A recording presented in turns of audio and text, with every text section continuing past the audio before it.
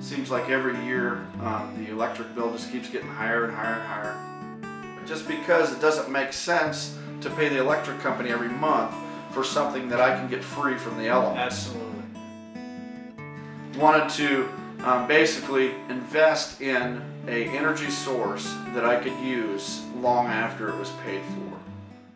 Hi, this is Kerry with the Sovereign's Depot, and you're watching a short video testimonial of Darwin Vanderlinden of Bremer, Missouri. He has installed a 1,500-watt Missouri General wind turbine with a 500-watt grid tie inverter and a 24-volt hot water heating element with some amazing results. Here is the rest of his testimonial. Well, welcome. This is Darwin, and he's purchased one of our more powerful Missouri General wind turbines, and just like to ask him a couple of questions here and give us a testimonial. Tell us a little bit about what was your problem that you were trying to solve, and why you were considering getting a wind turbine. Okay. Initially, I started looking into alternative energy because of the fact that seems like every year the electric bill just keeps getting higher and higher and higher, and it seems like we're more and more dependent on an energy source that's not renewable, that all it does is pollute the environment, number one, and number two, it's something that eventually is going to become a serious issue, I believe, in the United States. So I looked into different alternative energy sources, and I chose wind initially here to start with because of the fact that we have decent wind here in Missouri, and it's easier, I think, as far as when I went ahead and installed it and initially set it up, to start with wind than solar. I haven't done solar yet, but I'll be doing a solar system soon to try it, and wanted to basically invest in an energy source that I could use long after it was paid for. And then I had looked at different wind generator setups and decided to go with the Missouri General, the PMA generator, due to the fact in the past all the alternator style generators that I've looked at didn't have the winding and the bearing and the blade designs that this one has that I liked a lot, and it looks like based on all the testing I've seen with them and stuff like that, that this is going to be the best economical way to go for a wind generator. So that's why I chose that. So your goal was to help basically to just reduce your overall electrical dependence. Eventually, what I want to do, rather than just reduce my electric bill, eventually what the plan is to be totally self-sufficient as far as energy. And getting yourself off grid. Yeah, getting off grid. Not for any political reasons per se, but just because it doesn't make sense to pay the electric company every month for something that I can get free from the elements. Absolutely. Be it sun or be it wind. And with some investment in some battery banks, some charge controllers, and some generators, be it solar and wind, I can store enough energy to, to supply all my energy needs and run air conditioning and microwave and all these creature comforts that we think we need that we have to give up a lot of times when we start thinking about alternative energy. So I'm just looking at going with a big enough system that where it doesn't affect your quality of life that you think you need per se, and don't have to pay the electric company for it. You don't yet have a way to store that energy. You're starting out.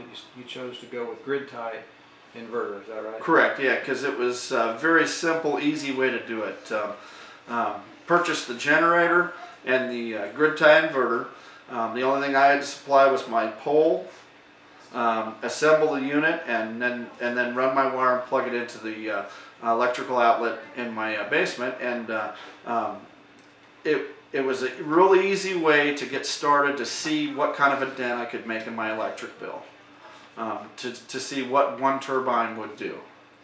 And being able to, later on, you've got the ability to, if the power should go out for an extended period, you can disconnect from the grid tie inverter and add a regular charging system and regular inverters.